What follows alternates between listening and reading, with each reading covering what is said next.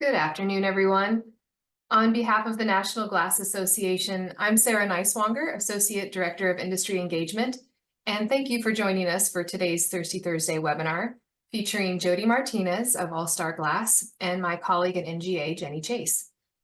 Before we begin, please do take note of some of the key NGA events coming up as they're shown on your screen. And as we go through the webinar, please also keep in mind any questions or comments you might have. We'll be stopping periodically throughout the presentation to address these. There's a variety of events we have to choose from, so we're going to dig into the first two on that list now. You may have heard about NGA's Glass and Glazing Advocacy Days at this point, and I hope today you'll consider taking the next step. It's just 1 month away now, taking place in Washington, D.C., and this event will include time to learn about NGA's priority issues, including workforce development, which resonates particularly with today's webinar topic. Legislators who participate on relevant committees will be present to learn and discuss alongside you. Then you'll have an opportunity to visit Capitol Hill yourself, and visits will be set up for you based on your geography and also issues of importance.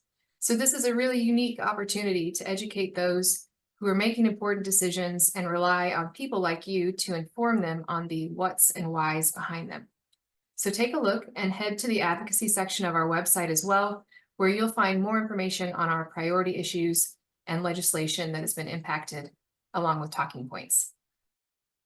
In August, we will host the second NGA Glass Conference of the year in Milwaukee.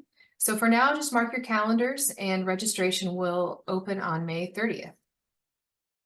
I'm now pleased to introduce Jody Martinez, Vice President of All Star Glass Company and member of the NGA Board of Directors, along with Jenny Chase, NGA's Vice President of Workforce Development.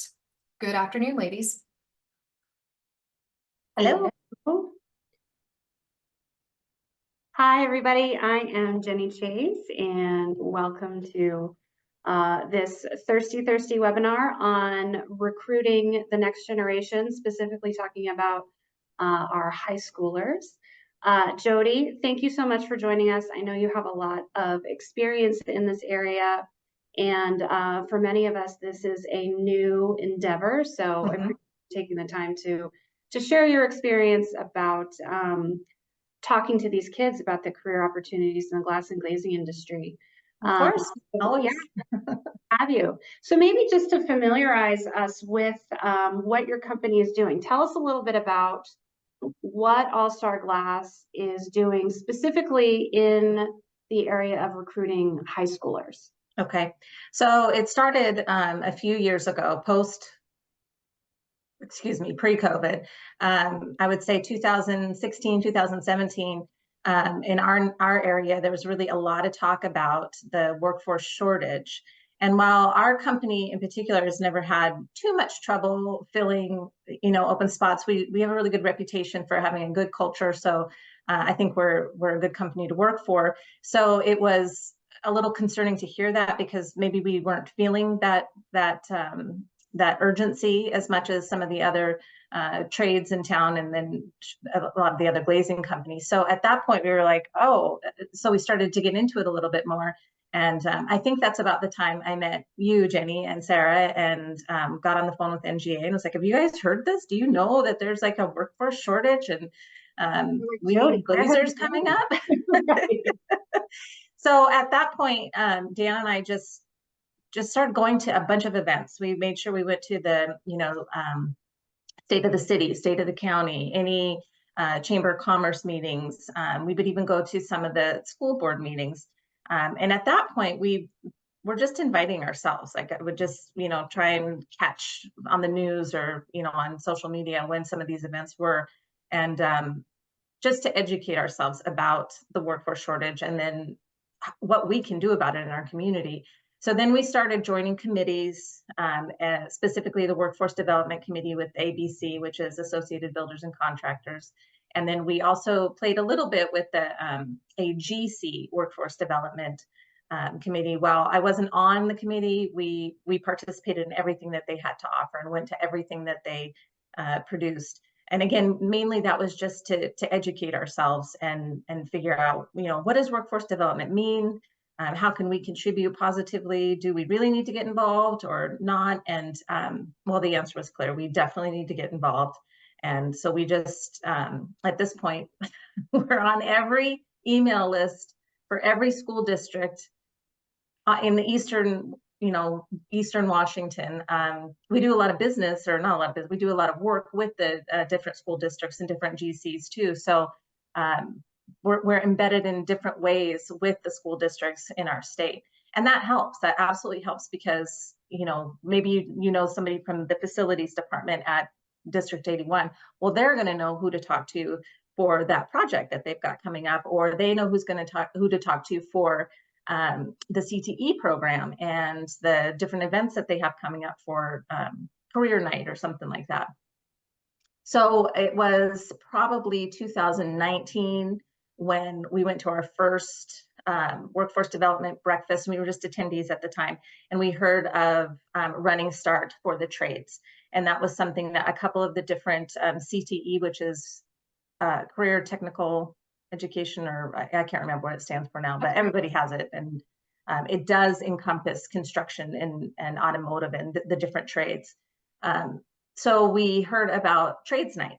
It was the first time we'd heard about this event, where it was open to the public, to the community. It was held at a high school, but anyone could come, and it was in the evening. So it wasn't something that you had to bus kids to. It was something that kids and families had to figure out how to get to themselves. But that was the first one we went to, and I just observed at the time, and just to see, like, how does a glazing company participate in this kind of thing? What would we be able to bring as a visual and a hands-on display that would do our trade justice? It would shine it in a good light where it was appealing to high school students. So we came up with an idea, and that was, I guess that was right after 2020, because of course during the shutdown, nothing like that happened at all. So now we go to all the events, we bring our display, we have our a few employees that are always down to volunteer on the payroll to help, and we just spread the message basically of what glass and glazing industry is, what it looks like to be a glazer, specifically for All Star Glass, and just make sure that people know that this is a career opportunity that's out there. Maybe you wouldn't be surprised. It is never surprising to realize how few people know what glazing is and what the glass and glazing industry is. And while they have an idea, because they all have windows in their classrooms and in their homes, they don't understand, oh, this is like an important piece of the construction industry. And oh yeah, that's not going anywhere. And there's always going to be jobs in this very cool career path in this industry, but we have to tell them.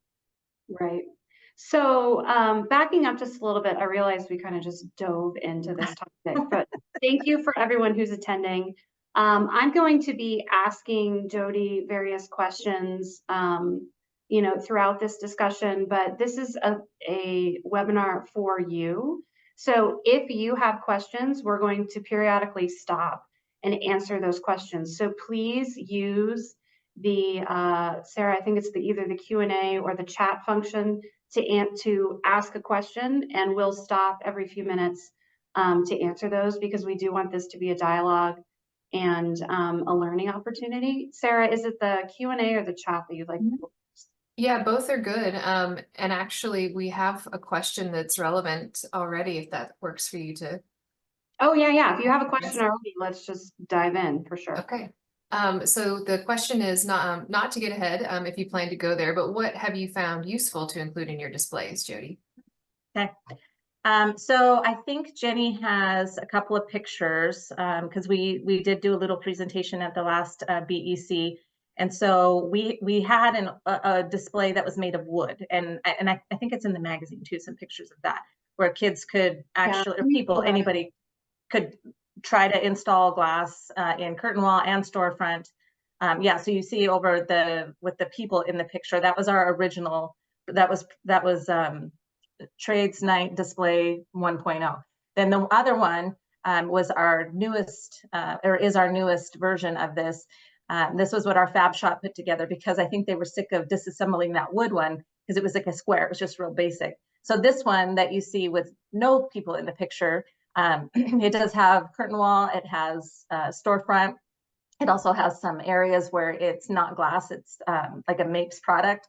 So it really shows so many different versions and different applications of what it is that we do.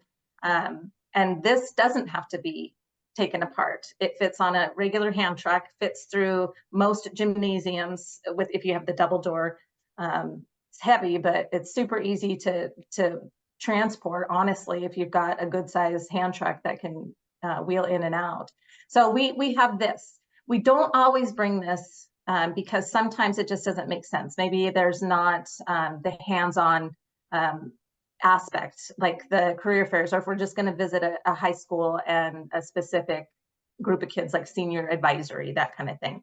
In that case, we don't bring that big display, and we bring stuff, like lots of stuff. The NGA stickers that are available on the NGA website, and then everything that is in the oh, we're not calling it a handbook. What's it called, Jenny? The recruitment guide. Thank you, the recruitment guide.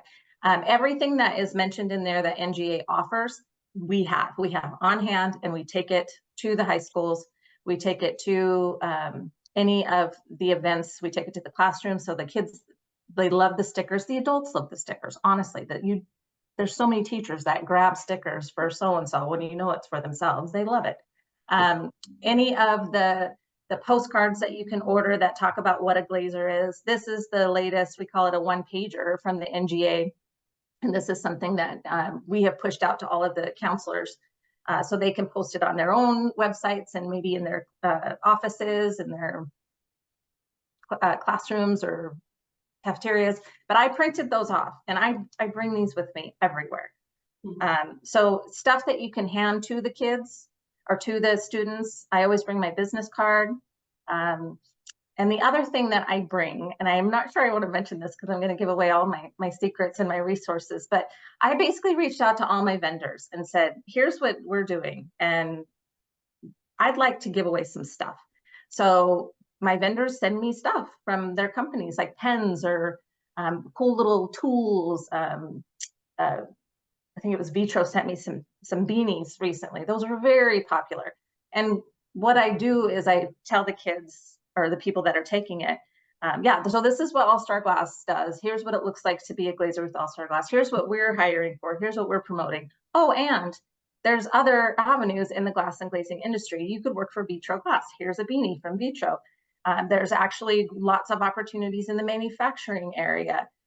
Just so they know it's not just about All Star Glass. Of course, that's my preference and what I'm there talking the most about. But it is about recruiting for the industry, right? And spreading the message about our industry. And it's more than just contractors installing glass. It's we all know that. It's the manufacturers, it's the suppliers, it's architects, it's the CAD drawers, it's so many. So we do try to throw those pieces of conversation in there too. So to answer your question, anything that I can get that promotes the glass industry, that is a tangible thing I can give away, I bring, and my business cards.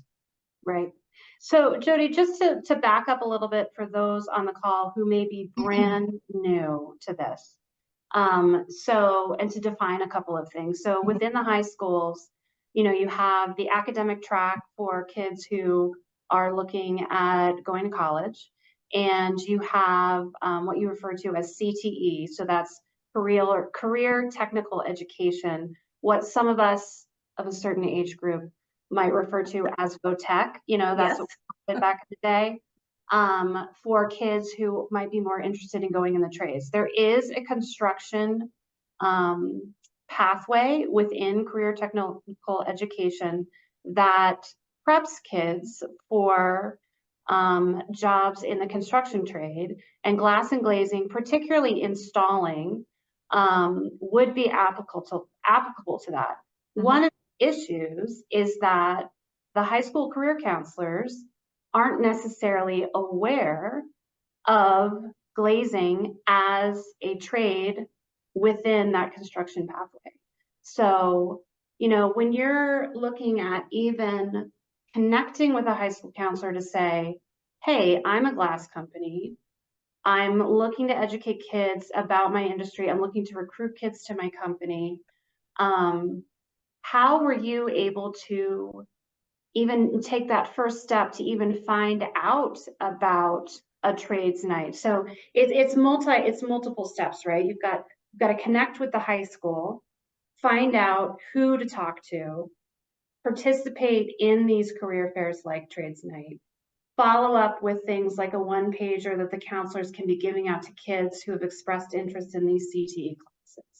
So kind of starting at the beginning, how did you make that initial connection with your local high school career counselors? You mentioned, even if you have a project at a school and you're working with someone in the district, ask them for recommendations. Get involved in, local school boards or what have you. Yep. Yep. How did you kind Half of the battle is just showing up. Just show up to these meetings, show up to these events, and talk about what it is you're doing. Talk about it at your family gatherings. Talk about it with your kids.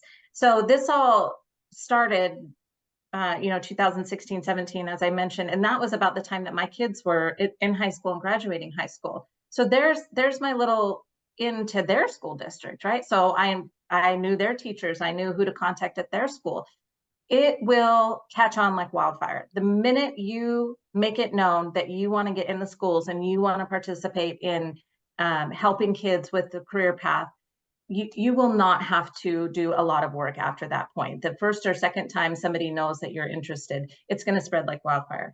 So at this point, a lot of people will contact me, but I still put it out there. I put it on social media. Your social media, even your LinkedIn, is more than just our glass and glazing industry peers, right? It's people in your community, maybe your banker, and then those people that they are connected with.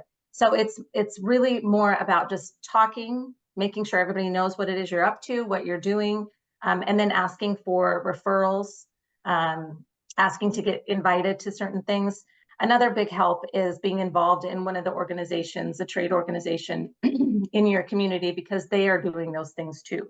Right. So, and then like my husband, Dan, his brother is the vice principal at one of the major high schools here in town. So that's a big in for me, right? Like it's kind of like birch trees, or aspen trees. It grows underground without you really noticing as soon as you put it in the soil, right? Like, so as soon as you get out there and say what it is you're wanting to do, you may have to reach out a little bit, but then people are going to start coming to you. One of the things, excuse me, that I have noticed and that I will advise people who are new to this, don't get discouraged if you don't hear back from the teachers. Just like us, they are super busy. They're trying to do their job, plus probably 100 other things, plus their own personal life. So if you reach out and then a week later you still haven't heard anything, don't get discouraged. There's probably people that I check in with maybe every 6 to 8 months. And then I will get a hold of them. We will get together. I will do an event, but things don't happen as quickly in the school districts and with the counselors and with the teachers as fast as construction happens. So keep that in mind. And I know we have a question, but I will get to that in just a second. I do want to also welcome Mackenzie Truesdale. So Mackenzie is new to the National Glass Association. She was actually a high school career counselor before coming to NGA.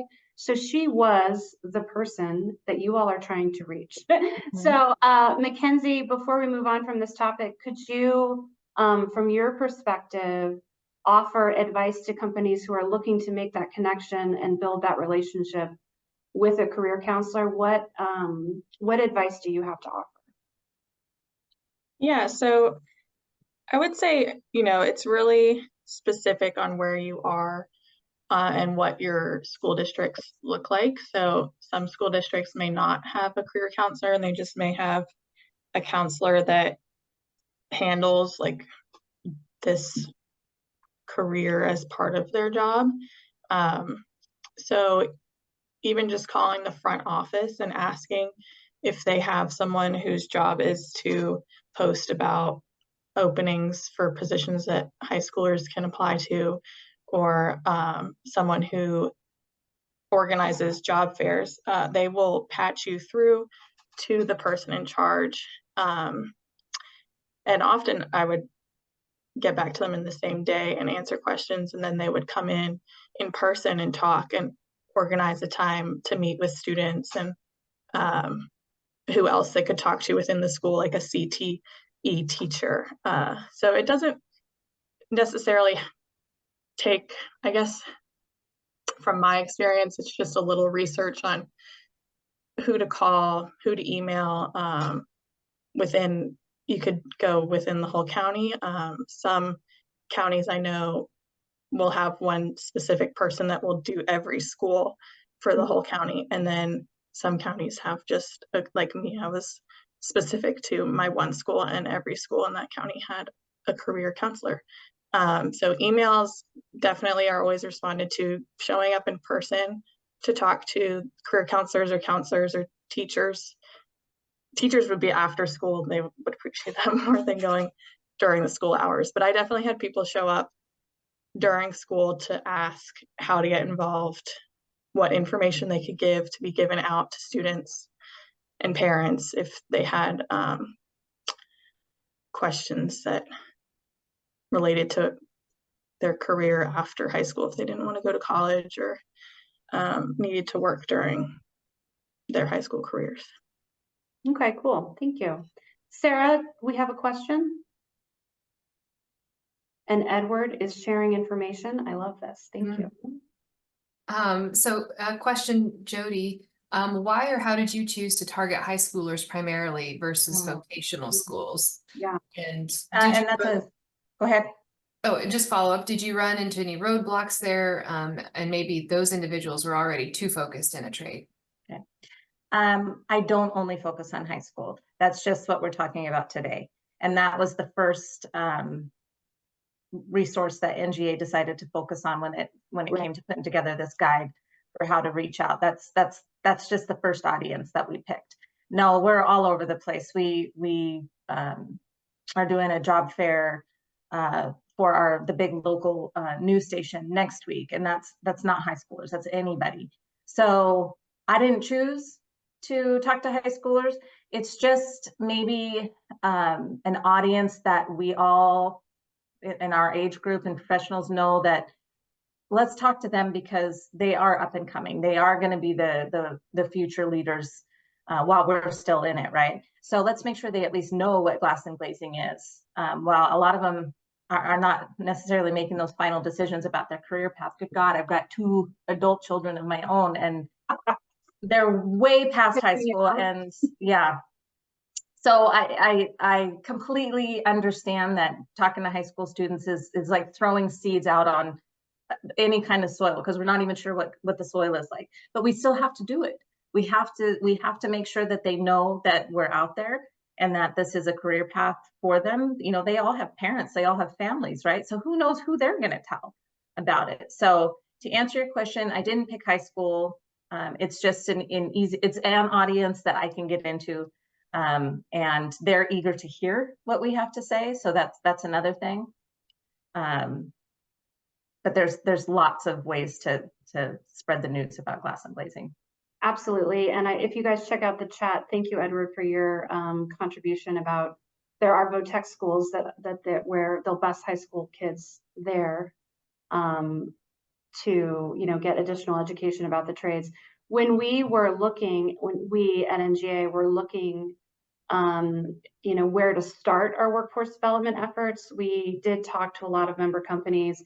And we also talked to our partners on the apprenticeship side of things, like where do they do a lot of their outreach, looking for apprentices to join the trade. And they did identify high schoolers as a really good audience, because they're open-minded, they're looking to start a career, and if they know college isn't for them, they're right in that spot where they're like, what am I going to do next? And B, when you get them young, they can have a very long career with your company. And as Jody said, NGA has certainly started its recruitment efforts by focusing on high schoolers, but the initial recruitment guide is one of several that we will be putting out there. So we will be talking about trade schools. We'll be talking about, you know, how to give presentations at high schools or trade schools. So there's a whole world of things we can get into. I did want to take a look at moving on to the actual career fair that you participated in. But really quick before we jump off of the career counselor topic, I just want to remind you of what is available from NGA. So this one pager, that's what we're calling it, on the left-hand side of your screen, this is downloadable. So where it says the GOAT, the greatest of all trades, that is an 8.5 by 11. You can download it from the NGA store for free. You can print it out. You can give that to or email it to your local high school career counselor. That QR code that you see will send kids directly to the Become a Glazer page on the glass.org website that gives them information about what a glazer does, on, you know, how they can find jobs in their area. And again, this is available for free. You can print it out or you can email it to your local high school career counselor. Mackenzie was telling me this is something that a counselor would put on a bulletin board. And again, it's just something that will raise awareness among kids who might not even know what that is. So moving on from that, I know that the trades night that you mentioned, Jody, is an important event for you all. And this is where you're getting that direct interaction with kids who have already said, hey, I'm interested in the trades. I want to come check it out. And this is very directly related to the recruitment guide that we put together, which is like how to do what Jody does. So I want to share a very brief video, assuming technology works. I always say that. Fingers crossed. That'll just show you what the trades night is that Jody participates in. And then we'll get into a little bit about best practices and advice for how to participate. So give me 1 second while I cue that up. Here we go. We all need a little peek in our life. Trade night. In early October, Ferris High School hosted a construction trades night, with every vendor offering a hands-on activity. The point of ABC is that we serve our members. So within this, we are bringing awareness of the trades to help them have workers come the next generation, as well as trying to find them workers now. Why I'm here and so committed is to make sure that people know that there is some great career opportunities in the trades. There are so many great careers. These people make good money and have great lives. So come and ask questions. I didn't know that when you're welding, the sparks are very bright. That you have to wear a full-on mask. Our industry is never going away. I'm concerned that it's thought of as like a high school or a student event only, but really it's for the whole community. It's to raise awareness for that next generation that there are so many career opportunities out there, as well as letting the community know that there are career paths available to them right now if they want to transition into something new. Hundreds of people had a chance to explore various construction careers in a fun, safe environment. Can you feel the energy in this evening?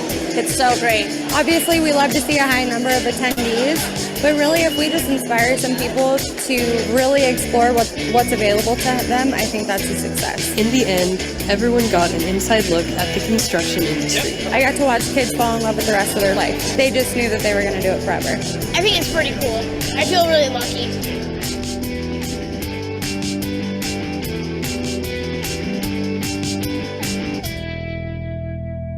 So yeah, Jody, you've been doing that for how many years now? Is it 2 or 3? We've been Cool. participating for about 3 years, yeah. And that's one of the trades nights. That's the ABC one. It has caught on. So AGC does one once a year. And then now the school districts are kind of hosting their own. So it's taken off. And would you say that that is, my impression is that's one of the bigger events, or is that typical of what you've been participating in terms of size, scope? I mean, I know some range where they have big equipment, others just to set people's expectations of what they might encounter. Others might just be tabletops. Truly, every time I sign up, and if I'm on the committee, obviously I know what to expect. And when it's ABC and AGC, I know what to expect. And it is large, and there's a lot of activity. There's a lot of energy. There's a lot of good advertising. There's a lot of good participation, and those are always really good. But then I have to ask every time, am I on it? Do I have a table? Who am I going to be sitting next to? Who else is there? How long do I need to be prepared to talk? Are the classes coming in and out? So that and maybe I should put together a list or something that people can ask when they do decide to sign up with a school or a organization or a chamber of commerce, because every single one is just a little bit different. Other than there's usually a table, you're expected to talk about your trade, your business, and people will be coming to ask you questions. But as far as like the flow and the personalities, that kind of thing is always a guessing game. Right. And we did, again, just like that one pager, we did the NGA put together a how to recruit at career fairs guide, also available in the NGA store for free, that walks you through each of these steps, how to find a career fair in your area, how to contact the counselor, what you need to bring, from a tablecloth to giveaways, how to talk to the kids, all of these things. So how to talk to kids is something that we have talked about offline. Before we get to that, though, I see we have a question. Sarah? Yeah, it's actually well timed. The question is, what are some of the frequently asked questions the students have? For example, do they ask how much money they could earn?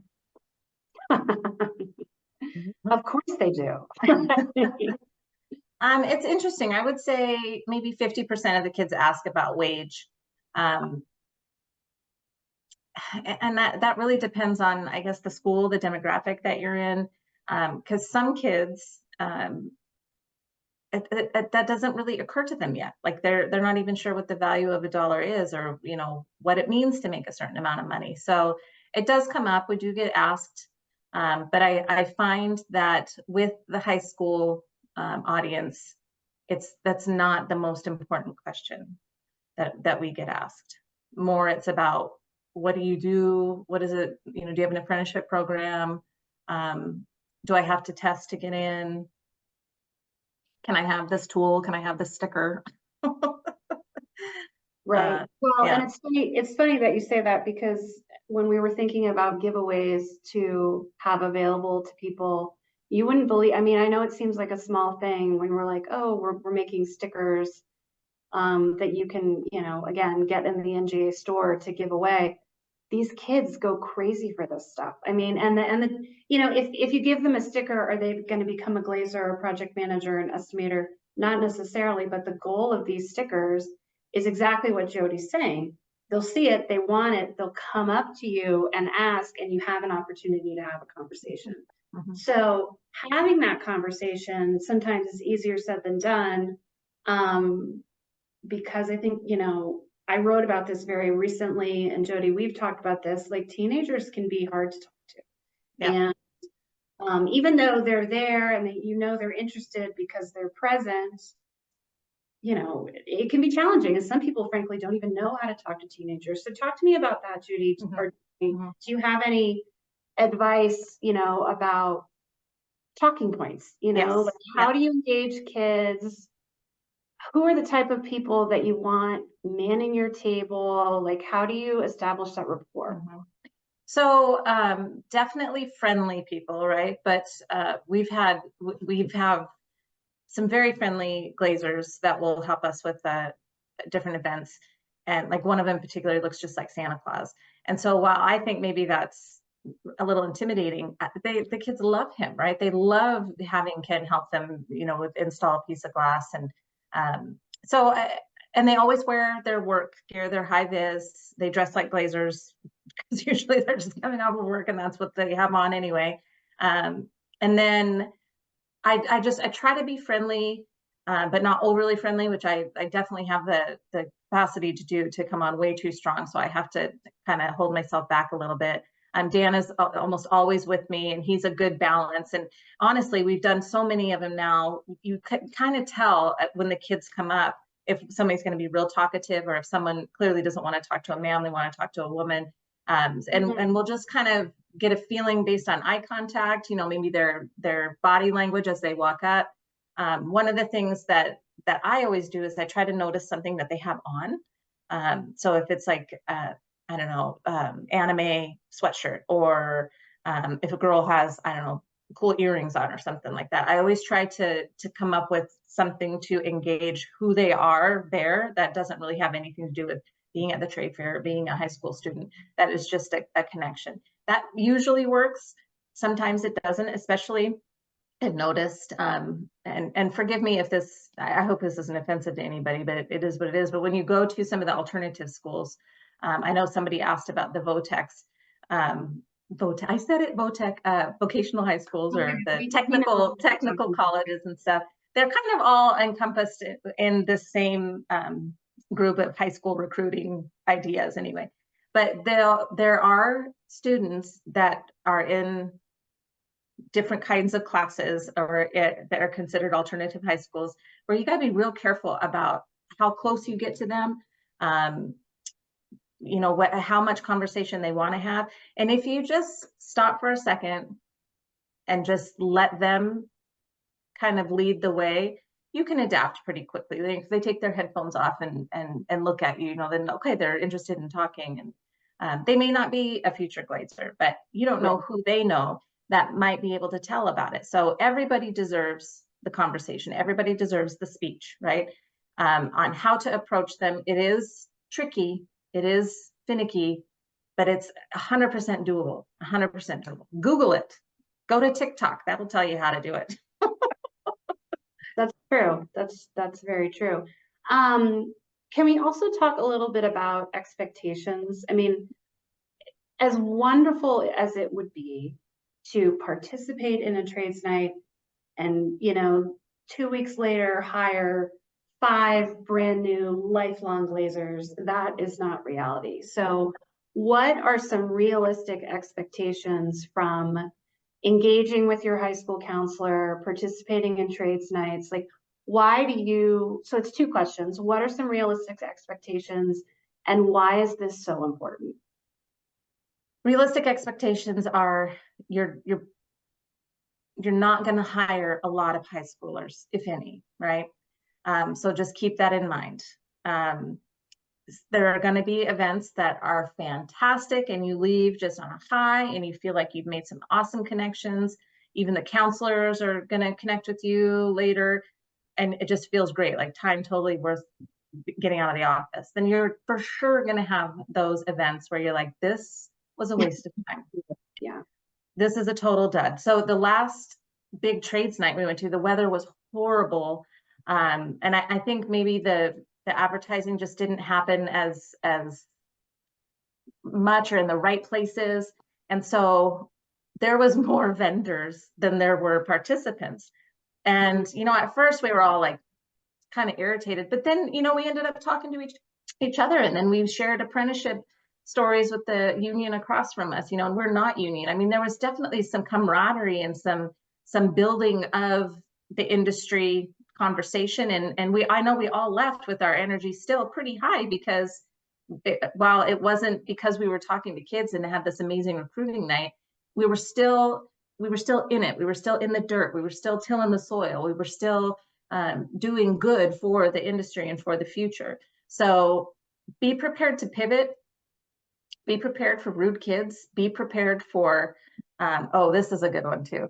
There's a couple families that clearly look for the free events and go to every single one, and they want the stuff, right? And this last one where it was kind of the dud, I'm like, oh, I know you guys, you've been to every event, But any stickers. Yeah, but I still, I'm like, hey, how's it going, guys? And again, you never know. So while there are expectations, probably the best thing is to have no expectations, and then just be real open-minded. And what was your second question?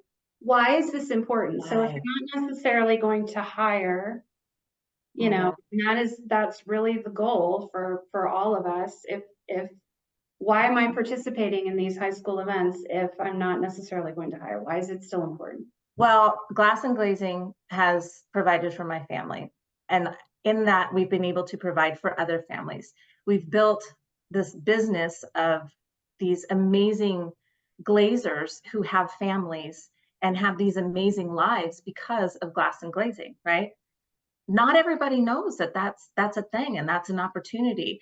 And the NGA, while it's your mission to make sure that we bring exposure to the glass and glazing trade, there's what, 100 of you guys? Like, you can't do it all, right? So for those of us that believe in the glass and glazing industry and what it can do for families and for a community, it's up to us to make sure that everybody knows about it.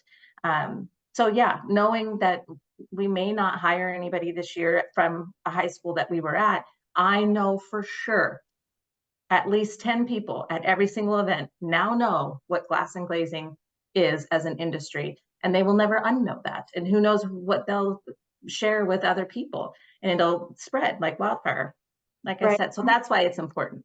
And I feel compelled to do it because I can, right? I'm comfortable doing it. I get out there. I am a loudmouth. I'm a talker.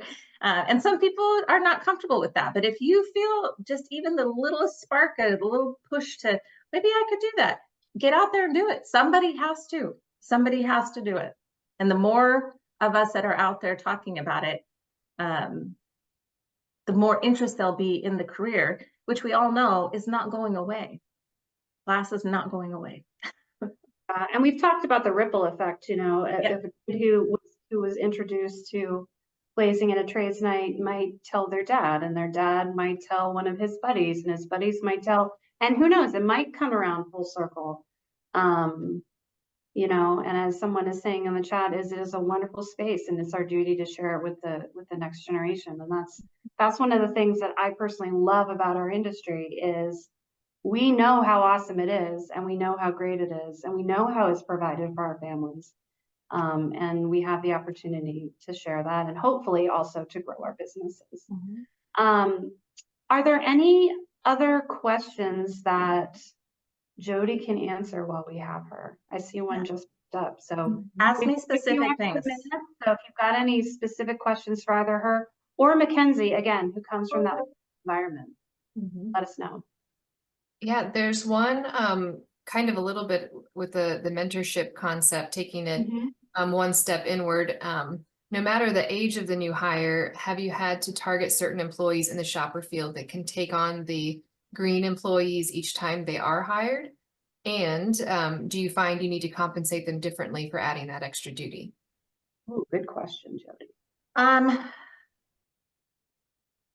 No, I don't think we compensate them differently, but they definitely are praised for taking that on. And in our company, I would not say somebody has to be assigned to the apprentice or the new person. We split it up to make sure that the newest person is getting a variety of exposure and a variety of training and a variety of mentorship. We never assign them to just one person. If they are on one job, it might look more like a mentorship in that regard. But yes, that definitely is a concept that we practice, but I feel like that happens naturally. I feel like a lot of glass and glazing companies do that anyway, just because of the nature of who we are in our business models. We are so small. I like to call us the niche, or the boutique industry. So we gotta make the best of our resources, right? So yes, there is a mentorship. I wouldn't call it a formal mentorship. And what I have done is if people are, like if they volunteer for the trades night, or if they've taken a special interest in like our new apprenticeship program, I'll send them thank you cards with Starbucks cards or gift cards, or and maybe at gatherings, I'll announce how awesome they are because they did this and that. But as far as compensation, there's nothing extra. And you mentioned apprenticeship, Jody, that's something new in your state, and that's kind of connected to this career path, right? You've got the recruiting, you've got your new hires, they're being mentored internally, but then they're also being trained via apprenticeship. And why is that important as well with your new hires? Well, having a formal apprenticeship program is important because it gives a person a sense of accomplishment, and it gives them a path, and it gives them something concrete to say, I'm year 3 of the apprenticeship program. I'm going to term out in 2026, and I'll be a journeyman. And it just gives them something to talk about and to say, to maybe be able to explain to other people. But it's just like being a doctor or a lawyer or an auto mechanic. No matter where you go in the world or the country, being a glazer requires this certain set of skills and a certain set of knowledge. And having gone through registered through your state and then through the Department of Labor, called federally registered or recognized apprenticeship program for glazers, it's like a degree. And it's something that you can say, I am a glazer. Here's what I've done. And it will take you far. It's, I don't want to say proof of your skills, but it's something to be proud of. It's something to work towards, to work on. And as far as being a company that offers it, I love having that. I love being able to say, yep, we'll hire you on this day, and then your classes start on this day, and this is when you're going to start your school or your classroom time, and then here's where you need to keep your hours for your on-the-job training. It's important, but I think it's also necessary, and I think it's appealing. I think it's really appealing. So this is new in my life. I have to put on my glasses every time I see something pop up on the screen. So I know, it's ridiculous. Off on. Awesome. If you have more questions, please pop them in. But I do, before we wrap up, want to remind you of you being our great attendees, of the resources that are available. So I showed you this slide a couple of times now, but I just want to go through it a little bit more specifically. So as we talked about, on the left-hand side, you've got this free downloadable one-pager that you can print out and give to your local high school career counselors to distribute to students or post in their career centers. We have the NGA Guide to Recruiting at High School Career Fairs. This is, we actually worked with Jody on this in addition to Mackenzie and some other industry experts. This was printed, I believe, in the March issue of Glass Magazine, but you can also download it from the NGA store. It's free. It walks you through step by step for how to participate in this. Like I said, from where to find a career fair to how to set up your table, to talking points for students, to even how to follow up with example emails you might send to a kid or a career counselor. And then we also do have some giveaways. These are some great stickers that are available for purchase. And like I said, these stickers are a great way to engage kids. I believe the QR code on the screen will take you directly to these materials in the store. And those are some of the materials we have available to you. So thank you, Jody, very much for sharing your expertise and your time. And thank you, Teddy. Thank you for everybody who participated with questions and in the chat and just taking time out of your day. Feel free to follow up with us. If you are a company who is already participating in career fairs or who wants to participate in career fairs, you can reach out to me directly. We're always looking for new ideas to help further the NGA's workforce development efforts. So thank you, and have a great day.